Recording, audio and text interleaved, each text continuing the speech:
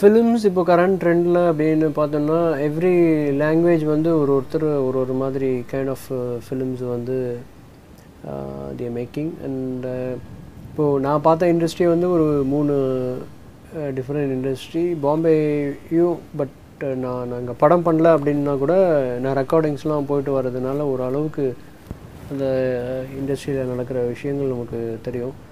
So அப்படி பார்க்க போகும்போது கமர்ஷியலைசேஷன் ஆஃப் ஃபிலிம்ஸ் அப்படின்னு பார்க்க போகும்போது forget about the world cinema, but இந்தியாவில் Bombay is more commercial than the other languages. Hindi films are கமர்ஷியலைசேஷன், அவங்களோட Hindi films are commercialised.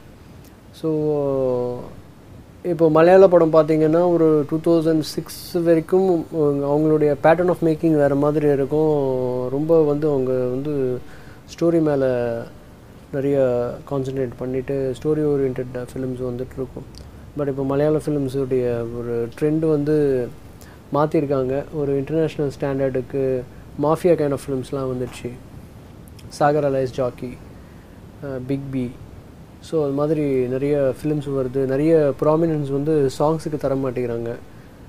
Tamil சினிமாலேயும் இப்போ வந்து நிறைய படங்கள் வந்து சாங்ஸுக்கு ப்ராமினன்ஸ் இல்லாத ஃபிலிம்ஸ் எல்லாமே வர்றது உண்டு. பட் நமக்கு வந்து மெயின் வந்து சாங்ஸு தான். தமிழ் தெலுங்குக்கு வந்து மெயினான விஷயங்கள் வந்து சாங்ஸ் தான். மலையாள ஃபிலிம் வந்து அப்போது அப்படி அவங்களோட ட்ரெண்டுக்கு போயிட்டுருக்காங்க. தெலுங்குல இன்னுமே கூட அந்த மசாலாத்தனமான ஒரு சாங்ஸு, டான்ஸு எல்லாமே வந்து இன்னும் இருந்துகிட்டு இருக்குது. ஈவன் கன்னடத்துலேயும் அப்படி தான். நம்ம இனோவேட்டிவாக எடுக்கிற டைரக்டர்ஸ் வந்து ரொம்ப கம்மி தான். அண்டு தமிழ் ஃபிலிம் பற்றி நான் சொல்கிறதுக்கு ஒன்றும் இல்லை, எல்லாருக்கும் உங்களுக்கே தெரிஞ்சிருக்கும் எப்படி ட்ரெண்ட் வந்து மாறிட்டு வருது. குறிப்பாக நான் பேச நினைக்கிறது வந்து வேர்ல்டு சினிமா அப்படின்னு பார்க்க போகும்போது ஆர்ட் ஃபிலிம் தான் வேர்ல்டு சினிமா அப்படின்ற ஒரு விஷயம் கிடையாது. மியூசிக்கலி வேர்ல்டு சினிமா எப்படி ட்ரீட் பண்ணுறாங்க அப்படின்னு சொல்ல போகிறோன்னா கமர்ஷியல் ஃபிலிம்ஸ்க்கும் அதுக்கும் இருக்கிற டிஃப்ரென்ஸு. ஈச் அண்ட் எவ்ரி சுச்சுவேஷனுக்கு அவங்க வந்து ஆர்ஆர் பண்ண மாட்டாங்க, பேக்ரவுண்ட் ஸ்கோர் பண்ண மாட்டாங்க. ரொம்ப முக்கியமான இடத்துல மட்டும்தான் வந்து பிஜிஎம்ஸே போகும், ரீ ரெக்கார்டிங்ஸே வந்து போகும். மற்ற இடத்துல வந்து 2 பேர் கான்வர்சேஷனில் பேசிகிட்டு இருக்காங்கன்னு பார்த்தீங்கன்னா நம்ம இந்தியன் ஃபிலிம்ஸில் எல்லாத்துலேயும் பேசிகிட்டு இருந்தால் கூட வாசிப்பாங்க. பட் வேர்ல்டு சினிமாஸில் அப்படி பண்ண மாட்டாங்க. ட்ராவலிங்லாம் ரோட்டில் நடந்து போயிட்டுருக்குறாங்க அப்படின்னு சொல்ல போனாலும் ரோட்டில் நடந்து போகிறாங்க. ஒரு ஷாப்பிங், ஒரு மார்க்கெட்டில் வந்து சூப்பர் மார்க்கெட்டில் வந்து அவங்களுக்கான ஸ்டஃப்ஸ் எடுக்கிறாங்க, திரும்பி வீட்டுக்கு ட்ரைவ் பண்ணி போகிறாங்கன்னா எல்லாமே வந்து லைவான ஒரு சவுண்ட்ஸு தான். அன்டில் அன்லெஸ் அவங்களுக்கு ஏதாவது ஒரு முக்கியமான விஷயம் நடக்க போகுது ஃபிலிமில் அப்படின்ற போது அந்த ட்ரமேட்டிக்கல் சேஞ்சுக்கு தான் அவங்க வந்து மியூசிக் ஆர்ஆர் வருவாங்களே தவிர இந்த மாதிரியான சில்லி திங்ஸுக்கெலாம் வந்து அவங்க பேக்ரவுண்ட் ஸ்கோர் வாசிச்சுன்னு போயிட்டே இருக்க மாட்டாங்க. So that is a difference. But அந்த கைண்ட் ஆஃப் பேட்டர்ன் இன்னும் வரவே இல்லை, இந்தியன் ஃபிலிம்ஸ்லேயே வரல.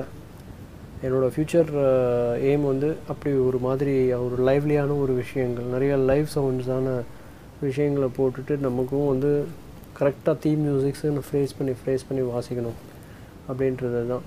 கண்டிப்பாக நான் அது ஒரு ட்ரெண்டாக நான் எடுத்துகிட்டு வருவேன். என்னோடய trend PV Balaji music director அப்படின்னா அவர் என்ன பண்ணிகிட்ருக்காரு மியூசிக்கில் அப்படின்னு சொல்ல போனோன்னா, ஃபஸ்ட்டு படம் இன்பா, அப்படி இல்லை இன்பா படத்தில் வந்து ஒரு ட்ரெண்ட் மாதிரி இல்லைன்னா ஒரு பேட்டர்ன் ஆஃப் மியூசிக் நான் என்ன செட் பண்ணேன்னா, பொதுவாக பாடல்களை வந்து 3 கிளாஸிஃபிகேஷனாக பிரிப்பாங்க. ஃபஸ்ட்டு பிஜிஎம் சொல்லுவாங்க, பல்லவின்னு சொல்லுவாங்க, சரணம் சொல்லுவாங்க. ஸோ அந்த 3 பேட்டர்னில் வந்து இது வரைக்கும் தமிழ் சினிமாவில் வந்து 2 சரணம் வந்து ஒரே டியூனில் தான் வந்துட்டு இருந்தது காலகாலமாக. 1950ஸ்லேருந்து நம்ம தமிழ் சினிமா 2010 வரைக்கும் பார்க்குறோம். பட் 2008 என்னோடய படத்தில் வந்து ஒரு சரணமும் ஒரு டிஃப்ரெண்ட் மெலடியில் வரும். கிட்டத்தட்ட அது 2 சாங் பண்ணுற மாதிரி கணக்கு. ஸோ அதுக்கு எனக்கு நிறைய அப்ரிசியேஷன்ஸ் வந்து கிடச்சிது நிறைய மியூசிஷியன்ஸ் கிட்டே இருந்து. பல்லவி டிஃப்ரெண்ட்டாக பண்ணுறாரு, ஒரு சரணம் ஒரு டியூனு, இன்னொரு சரணம் இன்னொரு டியூனு அப்படின்னு.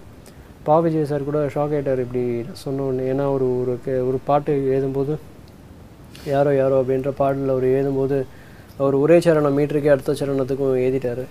அப்போது விஜய் சார்கிட்ட பாடும்போது மீட்டர் வந்து சாங்கை வந்து மீட்டர்னு சொல்லுவோம், அந்த கால அளவை மீட்டர் உதைக்கும் போது சொன்ன மாதிரி, சார் ஃபஸ்ட்டு சரணம் வந்து வேறு, செகண்ட் சரணம் மெலடி வேறு சார் அப்படின்னு. நான் அப்படியா அப்படின்னாரு. ஏன்னா அவருக்கு புரியல எதுக்கு இப்படி பண்ணால் டிஃப்ரெண்ட்டாக அப்படின்னு. இல்லைங்க, நான் எப்போவே பொதுவாக ஒரு சரணம் கொடுப்பாங்க, நான் அதை கேட்டுட்டு அப்படியே நான் அதுக்கு ரெப்ளிகேட் பண்ணி எழுதிட்டேன் நான். அப்படின்னாரு. இல்லை சார் வேறு மெலடி, நான் இந்த லிரிக்ஸை அட்ஜஸ்ட் பண்ணி நான் போட்டுக்கிறேன் சார் மெலடிக்கு அப்படின்னு சொன்னேன். பட் அவர் சொன்னார், ஐயோ அதெல்லாம் வேணாம், எனக்கு ஒரு நாள் டைம் கொடுங்க, நீங்கள் நாளைக்கு வரத்துக்குள்ளே நான் திரும்பி இன்னொரு சரணத்தை வேறு மெலடின்னு சொல்கிறீங்களா, அதை நான் கேட்டுட்டு நான் திரும்பி உங்களுக்கு பக்காவாக நான் எழுதி கொடுக்குறேன் அப்படின்னு சொல்லிட்டு எழுதி கொடுத்தாரு.